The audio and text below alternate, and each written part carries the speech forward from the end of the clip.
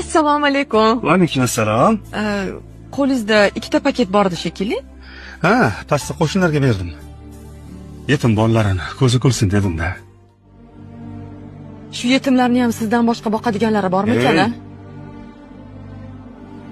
Biz kimmiz? Gunohkor banda.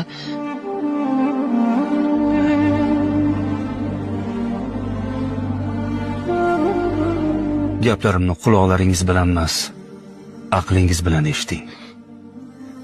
Bir piyonista o'libdi. Farishtalar unga jannatga marhamat qiling deyishayotganmish. Odam hayron. Axir men bir piyonista bo'lgan bo'lsam, qanaqa jannat? Biron yaxshi ishim yo'q edi. Biz ham so'radik. Bu odamni jannatga kirgizadigan nima yaxshi ishi bor edi?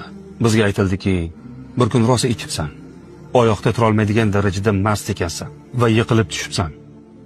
Keyin hamma yog'ing loy holatda zo'rg'a o'rningdan turibsan.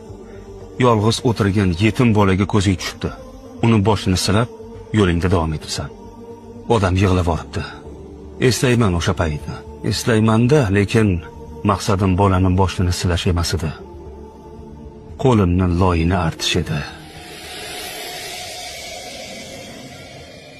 Farishta javob beribdi. Seni maqsading yomon bo'lgan bo'lishi mumkin. Lekin sen o'zing istamagan holda Robbimni bir yetim bandasini ko'zini kulishiga sababchi bo'lding. Shu sababli afv etilding. Shu saryog'ni ham qo'shniga olib chiqib bersam maylimi? Nimaga? Yetimlarni ko'zini kuldirib jannatga kirgim kelyapti.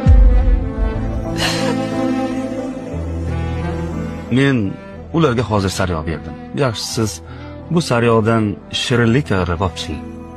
Rahmatini chegarasi yo'q bo'lgan Robbim bizlarni bir yetimni ko'zini kuldirganimiz uchun bo'lsa-da gunohlarimizni kechirsin.